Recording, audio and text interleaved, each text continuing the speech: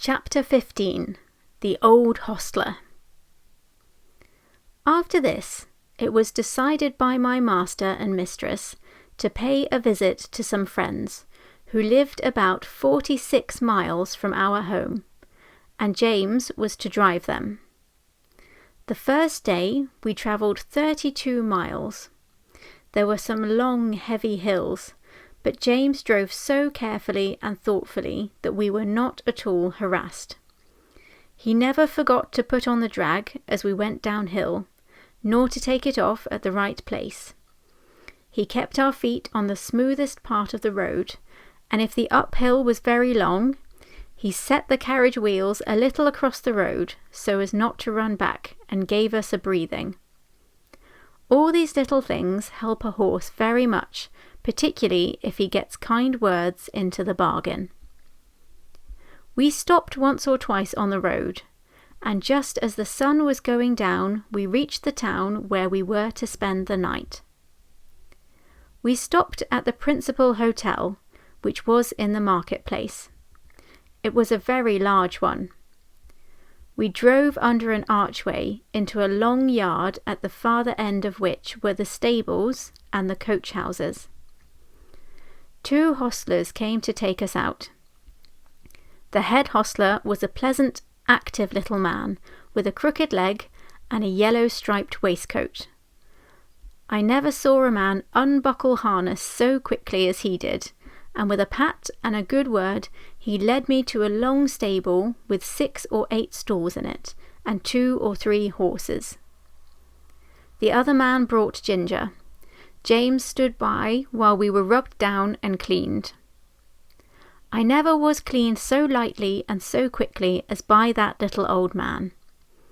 When he had done, James stepped up and felt me over as if he thought I could not be thoroughly done, but he found my coat as clean and as smooth as silk. "Well," he said, "I thought I was pretty quick, and our John quicker still. But you do beat all I ever saw for being quick and thorough at the same time." "Practice makes perfect," said the crooked little hostler, "and 'twould be a pity if it didn't. 40 years' practice and not perfect, ha! That would be a pity. And as to being quick, why, bless you, that is only a matter of habit. If you get into the habit of being quick, it is just as easy as being slow. Easier, I should say. In fact, it don't agree with my health to be hulking about over a job twice as long as it need take. Bless you, I couldn't whistle if I crawled over my work as some folks do. You see, I have been about horses ever since I was 12 years old, in hunting stables and racing stables, and being small, you see, I was a jockey for several years. But at the Goodwood, you see, the turf was very slippery, and my poor larkspur got a fall, and I broke my knee. And so, of course, I was of no more use there. But I could not live without horses. Of course I couldn't, so I took to the hotels. And I can tell ye it is a downright pleasure to handle an animal like this, well-bred, well-mannered, well cared for. Bless ye, I can tell how a horse is treated. Give me the handling of a horse for 20 minutes, and I'll tell you what sort of groom he has had. Look at this one, pleasant, quiet, turns about just as you want him, holds up his feet to be cleaned out, or anything else you wish to please. Then you'll find another, fidgety, fretty, won't move the right way, or starts across the stall, tosses up his head as soon as you come near him, lays his ears and seems afraid of you, or else squares about at you with his heels. Poor things! I know what sort of treatment they have had. If they are timid, it makes them start or shy. If they are high-mettled, it makes them vicious or dangerous.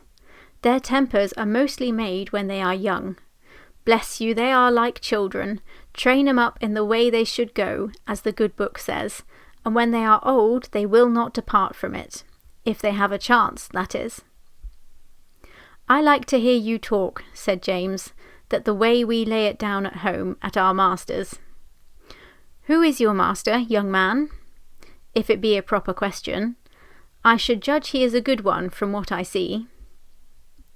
"He is Squire Gordon of Birtwick Park, the other side of the Beacon Hills," said James. "Ah, so. I have heard tell of him. Fine judge of horses, ain't he? The best rider in the county." "I believe he is," said James, "but he rides very little now, since the poor young master was killed." "Ah, poor gentleman. I read all about it in the paper at the time. A fine horse killed too, wasn't there?"